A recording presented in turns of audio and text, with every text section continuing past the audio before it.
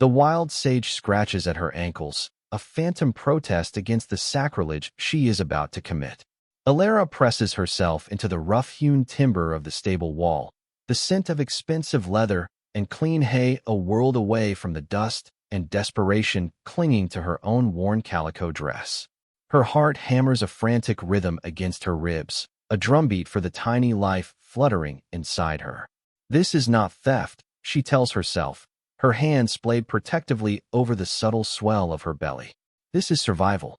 A sliver of moon provides just enough light to illuminate the prize, a stallion as black as a starless night, muscle coiled under a coat of polished jet. It's a rich man's horse, a creature of power and pride, and it is her only hope. That was a close call. Before we see how our heroine navigates this, tell us in the comments, what's the toughest situation you've ever had to survive? And if you admire pure grit, hit that like button and subscribe. The leather of the bridle is supple and cool in her trembling hands. The horse shifts, its intelligent eyes regarding her not with alarm, but with a calm curiosity that almost undoes her. She whispers apologies, promises she can't keep, her breath fogging in the chill air. Every shadow seems to hold a threat. Every gust of wind sounds like the footfalls of discovery. This is Caleb Blackwood's ranch, a name spoken with a mixture of reverence and fear across the territory, a man whose reach was as long as the horizon. Stealing from him was like stealing from a king, a fool's gambit born of absolute necessity. With a final, desperate prayer, she swings the stable door open and leads the magnificent animal into the night. She rides hard, the powerful rhythm of the stallion's gallop eating up the miles, putting distance between her and the monster she fled. She believes she has escaped her nightmare, unaware she has just stolen the one creature that could lead her hunter straight to her door. Caleb Blackwood stood on the porch of his sprawling ranch house, the early morning light etching harsh lines onto his face. The empty stall in his stable was an open wound, a personal insult that burned hotter than any financial loss. Shadow wasn't just a horse, he was a memory, the last gift from his wife before fever had stolen her from him 5 years prior.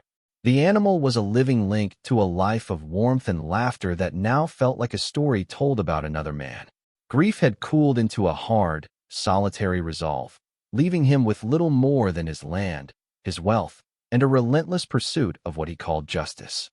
Years ago, the same kind of lawless chaos that plagued the frontier had claimed his wife and son, caught in the crossfire of a stagecoach robbery. Since then, Caleb had used his fortune to quietly fund the eradication of such men. He didn't hire lawmen with their tedious rules of engagement. He hired hunters, men who understood that the only way to deal with wolves was to be a bigger wolf. His current instrument was a man named Silas Croft, a tracker with a reputation as grim and effective as a hangman's noose. Croft was tasked with hunting down the remnants of the Red Creek Gang, the very men responsible for Caleb's loss. Caleb cared little for the methods, only the results. He paid for clean territory, for a world where what happened to his family wouldn't happen to another. In the nearby town of Redemption Springs, Caleb's word was practically law. As he rode in later that day on a lesser mare, the townsfolk tipped their hats. Sheriff Miller met him outside the general store, his expression carefully neutral. "Heard about your stallion, Mr. Blackwood. Any idea who'd be bold enough?" "No," Caleb said, his voice flat. "But they left tracks. I'll find them." A merchant standing nearby chimed in, eager to please. "It's a good thing you've got men like Croft out there cleaning up the territory, sir. Makes a man sleep easier knowing justice is being served on those devils." Caleb gave a curt nod, the praise landing like a stone in his gut. Justice. He was beginning to wonder if the word had any meaning left, or if it was just a prettier name for vengeance. He bought his supplies, his mind a cold, calculating machine. The thief was on foot before they reached his stable. The tracks were small, light. A boy, perhaps, or a woman. The thought was dismissed as quickly as it came. No woman would have the nerve. He would track the horse himself. It was a simple matter of patience and endurance, two things he had in abundance. Miles away, Alara rode until the stallion's powerful gait slowed to a steady walk. The adrenaline that had fueled her escape had worn off, leaving behind a bone-deep exhaustion. She was a ghost in a vast, unforgiving landscape. The sun beat down, and the water in her canteen was frighteningly low. She was a seamstress, not a survivalist. Her husband, Daniel, had been the one who understood the land. Daniel, whose gentle smile was now just a painful memory, a face she struggled to hold onto against the encroaching image of his killer. Silas Croft. The name was a venomous whisper in her mind. He hadn't just been a member of the gang that ambushed Daniel's wagon. He had been their leader. After the killing, Croft hadn't been content with their stolen goods. He had developed a chilling fixation on Alara. He'd stalked her, leaving dead crows on her doorstep, his threats growing more possessive and unhinged. He spoke of her unborn child as a legacy, a prize he meant to claim. Fleeing was her only option. She'd walked for days until she'd stumbled upon the Blackwood Ranch, a place so opulent it seemed like a fortress with a fast horse. She risked a glance back. Nothing, just miles of empty, shimmering plains. She slid from the stallion's back, her legs weak. The horse nudged her hand, its breath warm. On its flank, she saw the brand clearly for the first time, a CB intricately woven with a 5-pointed star. It meant nothing to her, just a symbol of the man she'd wronged in her desperation. She gave the horse the last of her water, her own thirst a roaring fire in her throat. She had to keep moving. Croft was a relentless hunter, and she was his sole obsession. The sky, once a brilliant, cloudless blue, began to curdle in the west. The air grew heavy, thick with the smell of rain and ozone. Dark, bruised clouds gathered with an alarming speed, and the wind began to whip dust and grit into her face. A storm was coming, a brutal, high-country squall. Panic, cold and sharp, pierced through her exhaustion. She was exposed, vulnerable. The stallion, Shadow, seemed to sense the change. He whinnied softly and pulled at the reins, his head turned towards a distant line of rocky mesas. Trusting the animal's instinct over her own failing judgment, Alara mounted him again. "All right," she whispered, her voice hoarse. "Take us somewhere safe." The horse needed no further encouragement. He broke into a steady canter, his hooves sure-footed as the first fat drops of rain began to fall. He was not running from the storm, but towards a specific destination, a purpose in his stride that gave Alara a sliver of hope. The rain came down in a torrential, blinding sheet. The world dissolved into a gray misery, and the temperature plummeted. Alara huddled low over the stallion's neck, her thin dress soaked through, the cold seeping into her bones. Just as she felt her grip begin to fail, a dark shape loomed out of the deluge. A small, ramshackle cabin, nestled against a rock outcropping. A lined shack, old and forgotten. Shadow headed straight for it, stopping under the flimsy lean-to that served as a stable. With the last of her strength, Alara slid off the horse and stumbled into the one-room cabin. It was small, dusty, and smelled of mice and old wood smoke, but it was shelter. It was salvation. She collapsed onto the dirt floor, the world spinning into darkness as the storm raged outside. Caleb Blackwood cursed as the storm broke. He was a master tracker, but even he couldn't follow a trail through a flood. He knew this part of his property well, though. He knew there was an old line shack just over the next rise, a place he hadn't used in years. It was his only option for shelter. He urged his mare forward, his jaw set against the driving wind and rain. He saw the stallion first, huddled under the lean-to, looking utterly unconcerned. A surge of fierce relief and white-hot anger shot through him. He swung off his horse and stormed towards the cabin door, ready to unleash his fury on the thief who had caused him so much trouble. He threw the door open, the wind howling at his back. And then he stopped. There, on the floor, was a woman. She was soaked to the bone, her dark hair plastered to her pale face. One hand was curled protectively over her swollen belly. She was pregnant. His rage evaporated, replaced by a stunned, disquieting silence. Shadow, his magnificent, stolen horse, had led the thief to shelter on his own land. Caleb stepped inside, pulling the door shut against the storm. The woman stirred, her eyes fluttering open. They were wide with a terror so profound it struck him to the core. She scrambled backward, trying to push herself away from him. "Please," she whispered, her voice a fragile thread. "Don't hurt me. Don't take me back to him." Caleb stood frozen, the rain dripping from his hat. He had come seeking a thief, a confrontation.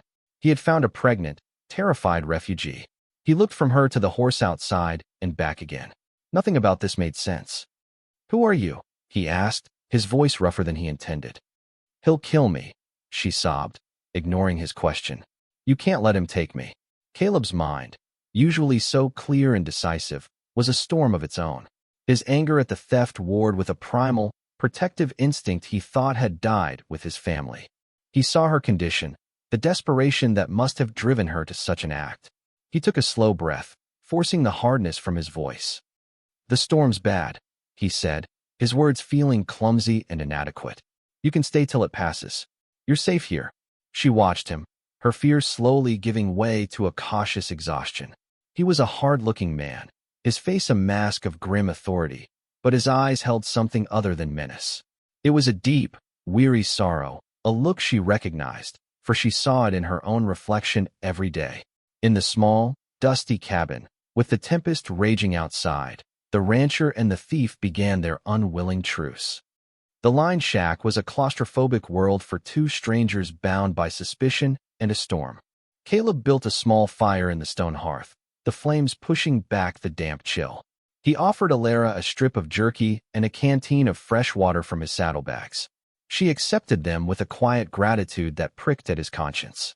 A thief shouldn't have such haunted, dignified eyes. He watched her as she ate, slowly, deliberately, as if she hadn't seen food in days. "Why my horse?" he finally asked, his voice low. Of all the ranches, of all the horses in this territory. Alara didn't look at him. She stared into the fire, the flames dancing in her pupils. "He was the best. The fastest. I needed the best." Running from the law? She flinched. Running from a man the law can't touch, her answer was evasive, yet it held a chilling ring of truth. He tried a different approach. "The horse has a name. It's Shadow." For the first time, a flicker of something soft crossed her face. "It suits him," she said. "He's quiet. And he moves like 1 inch." She had treated the animal well. Caleb could see that. There was a connection between them, a gentleness in her touch when she'd checked on him under the lean-to. Thieves didn't care for the animals they stole. As the hours passed, the storm settled into a steady, drumming rain. The enforced proximity chipped away at their defenses. She told him her name was Alara. He told her his was Caleb. They were just names, but in the suffocating silence, they felt like confessions. He found himself cataloging details about her. The way she instinctively cradled her stomach when a log shifted in the fire, the worn wedding band on her finger, the fine, almost invisible mending on her cuff, a skill that spoke of a life far from this desperate flight. She, in turn, observed him. He moved with a quiet competence, his hands capable whether tending the fire or checking the makeshift latch on the door.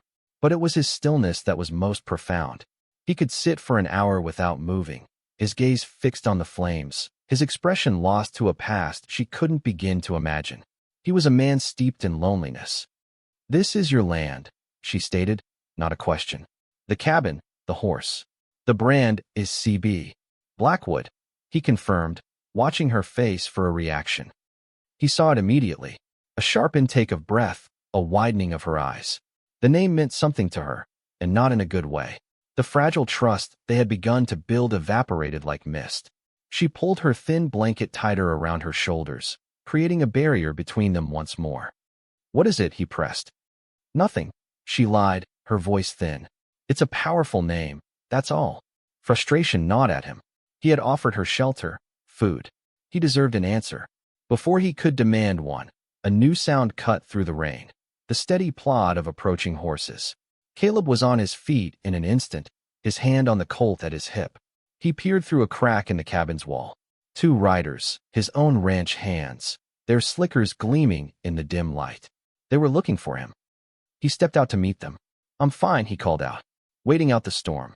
The lead hand, a wiry man named Jessup, nodded in relief. "Glad we found you, boss. We were getting worried. A message came for you, from Croft."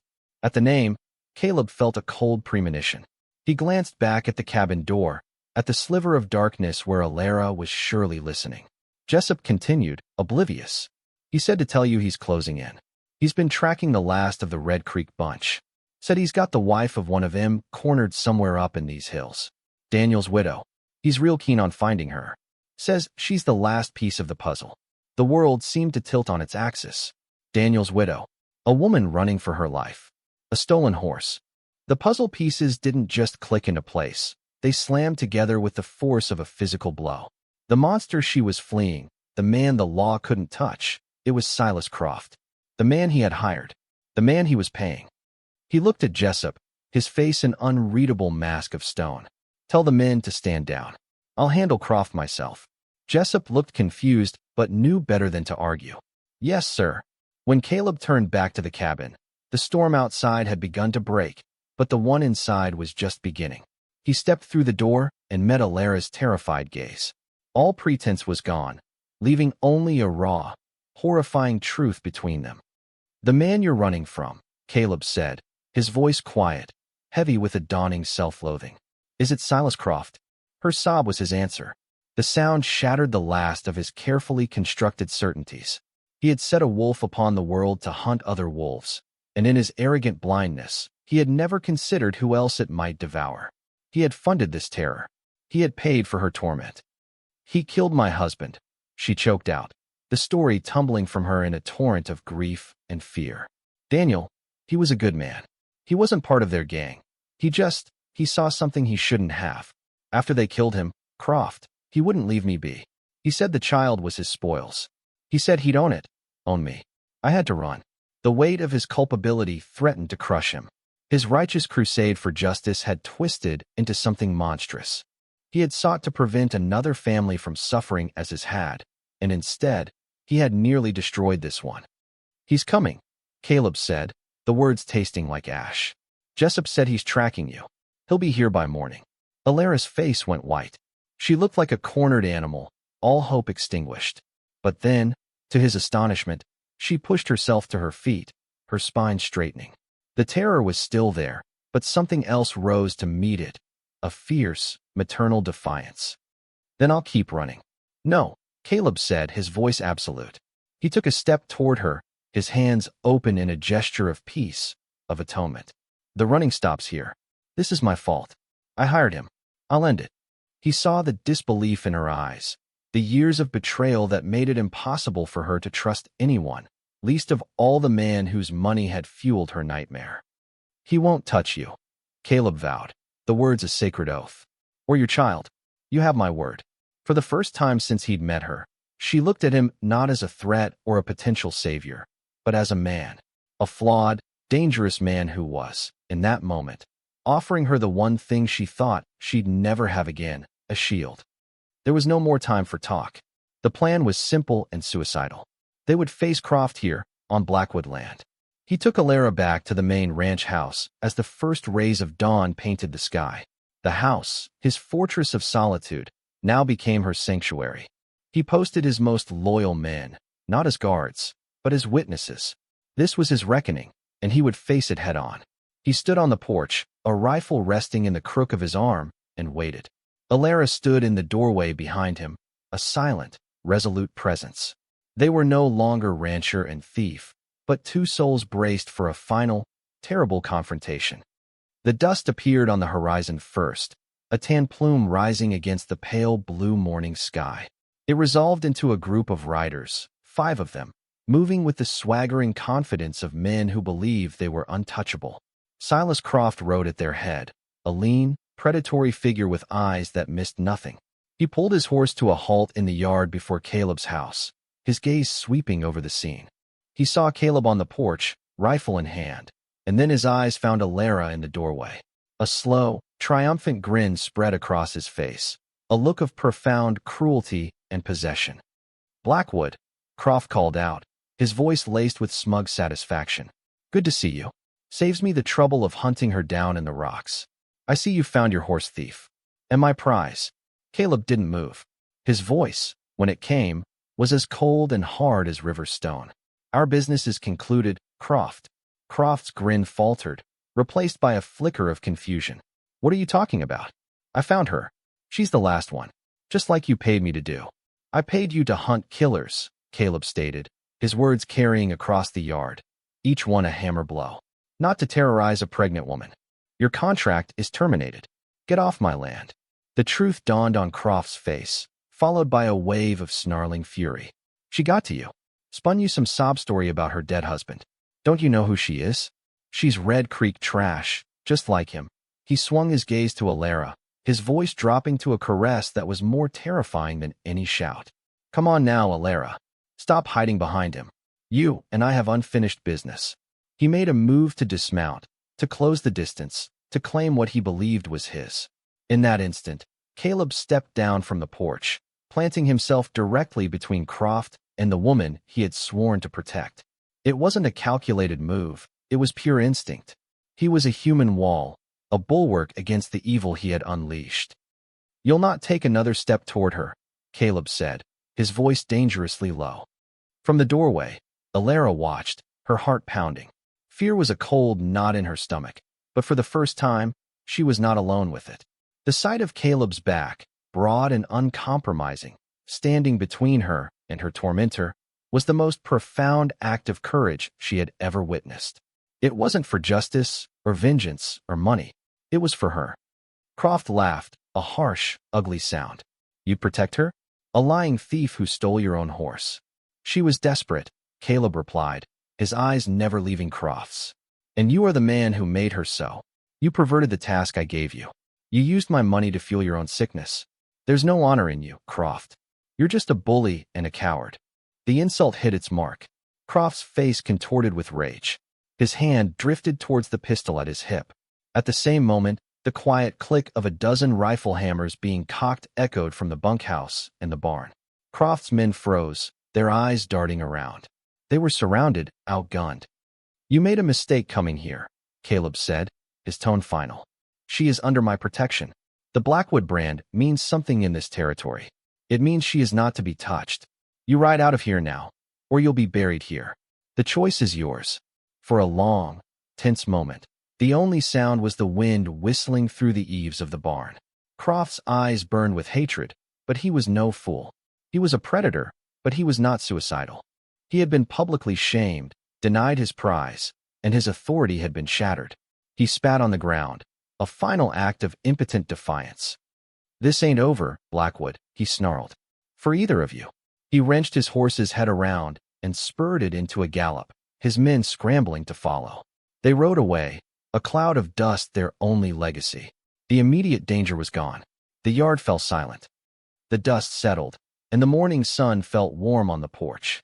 Caleb turned, his shoulders slumping slightly with the release of tension. He looked at Alara, who had stepped out of the shadows of the doorway.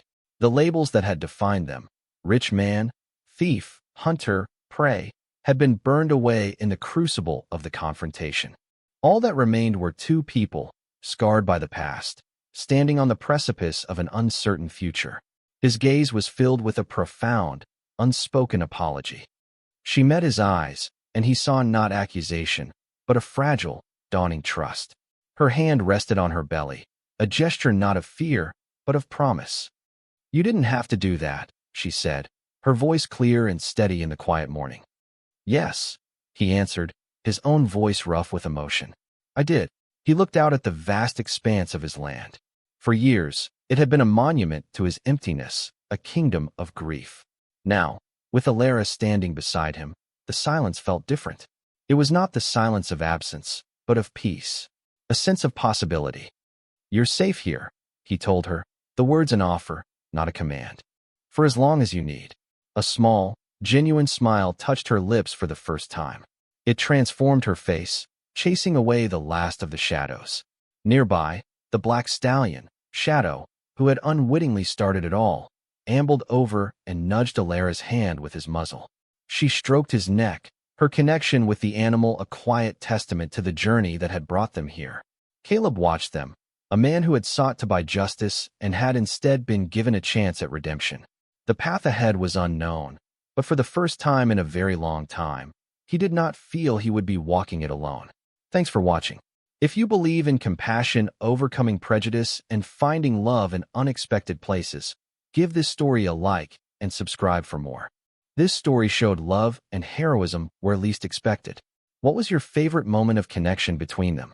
Tell us in the comments.